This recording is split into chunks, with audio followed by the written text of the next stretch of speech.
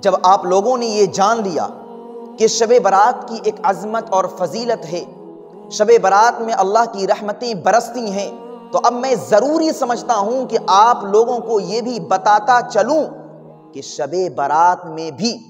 14 قسم کے مسلمان وہ ہیں کہ جن کی بخشش نہیں ہوتی، یعنی 14 قسم کے مسلمان وہ ہیں جو شب برات میں بھی اللہ کی رحمتوں سے محروم رہتے ہیں۔ میں بڑی امید کے ساتھ آپ لوگوں تک ان 14 قسم کے مسلمانوں کی فہرست اور لسٹ پہنچا رہا ہوں کہ اگر ہم اور آپ ان 14 قسم کے مسلمانوں میں شریک ہوں تو وقت سے پہلے توبہ کر لیں اور شب برات میں اللہ کی رحمتوں کو سمیٹ کر اپنے آپ کو پاک کر لیں اور جنت کا مستحق بن جائیں۔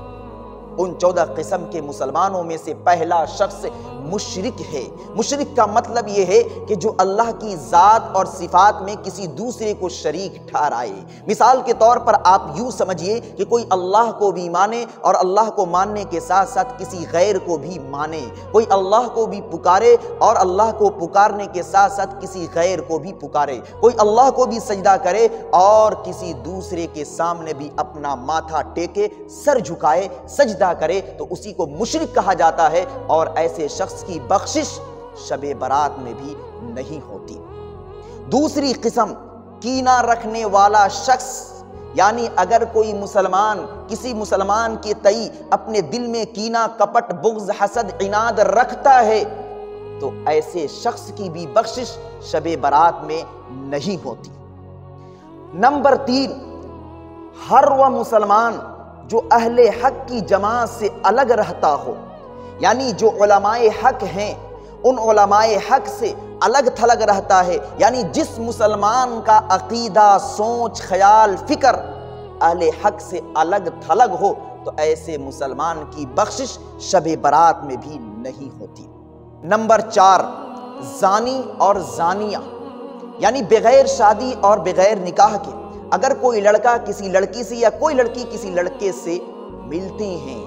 صحبت کرتے ہیں، تو اسی کو زنا کہا جاتا ہے، اور یہ سنگین گناہ ہے، اتنا سنگین گناہ ہے کہ اللہ نے اس سنگین گناہ کے قریب بھی جانے سے منع فرمایا۔ ارشاد فرمایا وَلَا تَقْرَبُوا الزِّنَا، کہ تم زنا کے قریب بھی مت جاؤ۔ تو اگر کوئی شخص زنا کرتا ہے اور اس گناہ سے توبہ نہیں کرتا تو شب برات میں بھی اس شخص کی بخشش نہیں ہوتی۔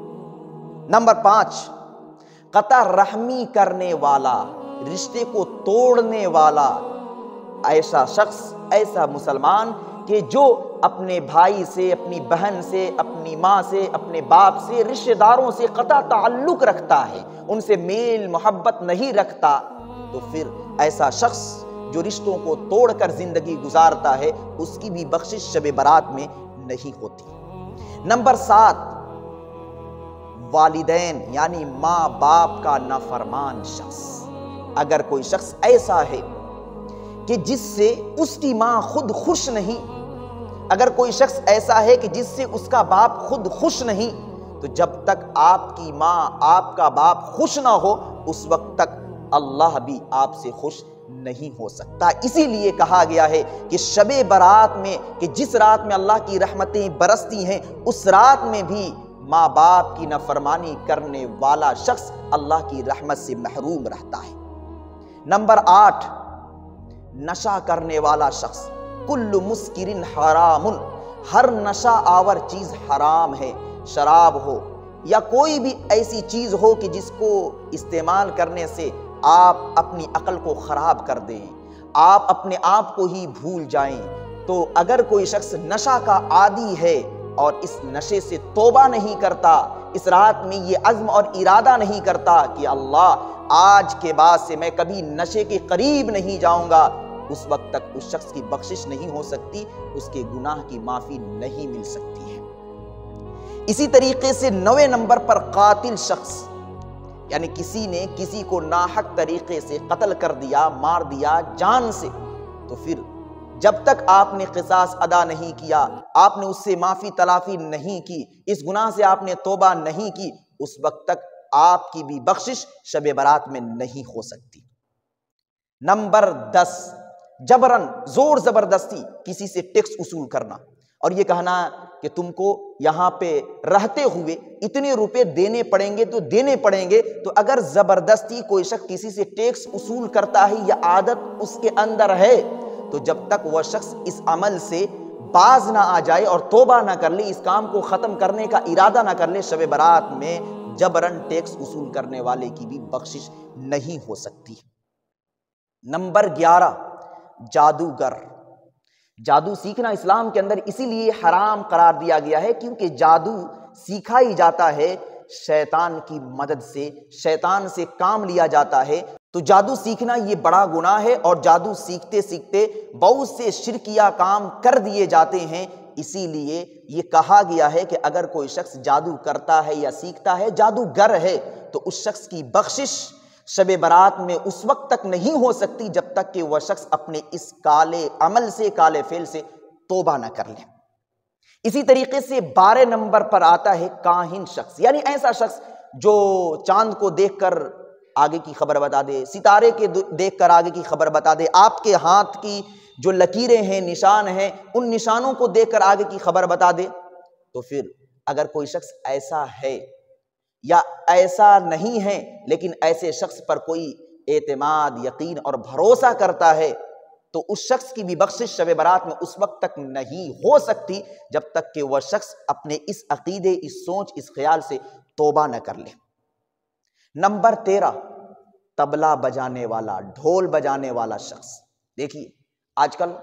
یہ عام ہو چکا ہے کہ ڈھول باجا تاشا، ناچ گانا عام ہو چکا ہے، لوگ اس کو غلط بھی نہیں سمجھ رہے ہیں، بڑے جوش خروش کے ساتھ شادیوں میں ہم اس کام کو کرتے ہیں، لیکن شب برات کہ جس رات میں اللہ کی رحمتیں برستی ہے، اس رات میں بھی اگر کوئی شخص ڈھول بجاتا ہے اور اس کام کو آگے فروغ دیتا ہے، اس سے وہ توبہ نہیں کرتا ہے، تو پھر اس شخص کی بخشش بھی شب برات میں نہیں ہوتی۔ اللہ کی رحمت سے ڈھول تاشا بجانے والا شخص شب برات میں بھی محروم رہ جاتا ہے۔ آخر میں ایک قسم بچ جاتی ہے، اس قسم کا نام ہے چغل خوری۔ چغل خوری، کسی کی عدم موجودگی میں اس کی باتیں کرنا، جس کو غیبت بھی کہا جاتا ہے، یہ خاص طور سے میری ماں اور بہنوں کے اندر اور ان بوڑھوں کے اندر جن کا کوئی کام نہیں ہوتا، ایک جگہ بیٹھ کر ادھر کی بات ادھر اور ادھر کی بات ادھر پہنچاتے ہیں، یہ بڑا ہی سنگین گناہ ہے، اتنا سنگین گناہ ہے کہ جب تک آپ اس گناہ سے توبہ نہ کر لیں اس وقت تک شب برات میں بھی آپ کی بخشش نہیں ہو سکتی، آپ کی مغفرت نہیں ہو سکتی۔ دعا کیجئے کہ اللہ تبارک و تعالی ہم سبوں کو دین کی صحیح سمجھ عطا فرمائے اور شب برات کی قدر کرنے کی توفیق مرحمت فرمائے۔ وآخر دعوانا الحمدللہ رب العالمین۔ یا میرے اللہ، Thanks for watching. Don't forget like, comment, share and subscribe to Mufti Haq Kasmi. یا میرے